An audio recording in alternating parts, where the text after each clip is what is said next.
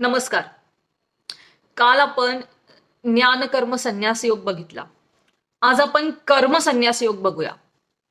मी तुम्हाला एक प्रश्न विचारते. मला सांगा, जर का आपण सगळे आपले कामधंदे सोडून बसलो, तर मला सांगा आपलं मन शांत राहील का? आपलं मन काय म्हणेल?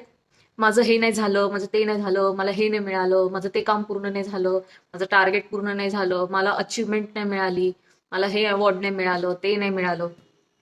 असं सगळं आपलं मन अस्वस्थ होईल. तर इथेच गीतेचा 5वा अध्याय सुरू झालेला आहे. एक माणूस असतो, तो बोलतो की तो नोकरी करत असतो. तो म्हणतो ही माझी नोकरीच मला थकवते, त्यामुळे तो ती नोकरी बदलतो. थोडे दिवस जातात, पण परत तीच अस्वस्थता, तोच ताण, सगळं तेच, तोच राग. आणि तेव्हा त्याला समजलं की ही नोकरी नव्हती त्याला थकवणारी, म्हणजे समस्या नोकरीत नव्हती, तर समस्या त्याच्या मनात होती. एक माणूस असतो, तो बोलतो की तो नोकरी करत असतो. तो म्हणतो ही माझी नोकरीच मला थकवते, त्यामुळे तो ती नोकरी बदलतो.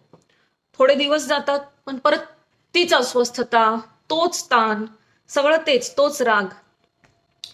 आणि तेव्हा त्याला समजलं की ही नोकरी नव्हती त्याला थकवणारी, म्हणजे समस्या नोकरीत नव्हती, तर समस्या त्याच्या मनात होती. म्हणजे थोडक्यात समस्या ही त्याच्या मनाच्या आसक्तीत होती.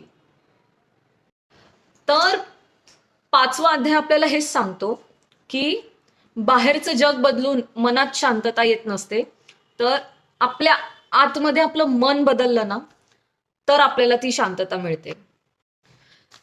श्रीकृष्ण आपल्याला सांगतात की कर्म कर, पण सगळं स्वतःवर नको घेऊ. म्हणजे जसं की क्रेडिट पण आणि बर्डन पण. जेव्हा आपण हे सगळं अहंकार ठेवतो आणि सगळं सगळं जबाबदारी स्वतःवरच घेतो, म्हणजे मीच करतोय सगळं, असं जेव्हा आपला ऍटिट्यूड बनतो ना, तेव्हा आपलं मन जड होतं.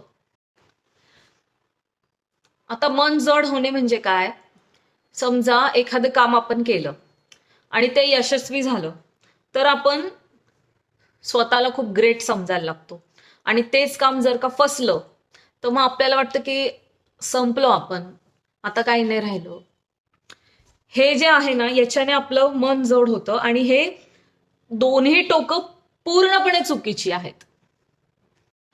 आपण माणसांकडे कसं पाहतो, त्याचं पद, पैसा, स्टेटस बघून. पण गीता सांगते आतून तर सगळे माणूसच आहेत ना, म्हणजे मानवता. समजा आपण आपल्या ऑफिसमध्ये आहे, तर तिथे आपण आपल्यापेक्षा जे मोठे बॉसशी आपण कसं एकदम हसून व्यवस्थित असं छान बोलतो. पण ते जे आपल्या हाताखाली आहे, तर त्यांच्याशी आपण कसं एकदम रुखरुखीत ऍटिट्यूड मध्ये, एकदम असं मालकासारखं. तर गीतेमध्ये हेच सांगितलंय की तुम्ही दोघांनाही सारखाच सन्मान दिला पाहिजे. श्रीकृष्ण तेच म्हणतात की हाच अहंकार तुम्हाला नाही पाहिजे. आपण सतत बाहेर सुख शोधायचा प्रयत्न करतो. मोबाईल, सोशल मीडिया, लोक काय करतात, लोक काय मिळवतात, आणि मग आपण कंपॅरिझन करायला लागतो. आणि मग त्याच्यामुळे काय होतं, आपलं मन अस्वस्थ व्हायला लागतं आणि आपल्या आयुष्यातला आनंद हरवून जातो. बस आता आज एवढंच. तुम्ही तुमचं काम मन लावून करा, पण मनावर ओझं घेऊन नका करू. आणि शांतता ही बाहेर नाही, ही तुमच्या आतमध्येच लपलेली आहे, एवढं लक्षात ठेवा. तोपर्यंत गोड बोला, शांत राहा, स्वतःची काळजी घ्या. उद्याच्या भागात आपण पुन्हा भेटू कर्मयोगाच्या पुढच्या पावलासोबत. तोपर्यंत श्रीकृष्णार्पणमस्तु.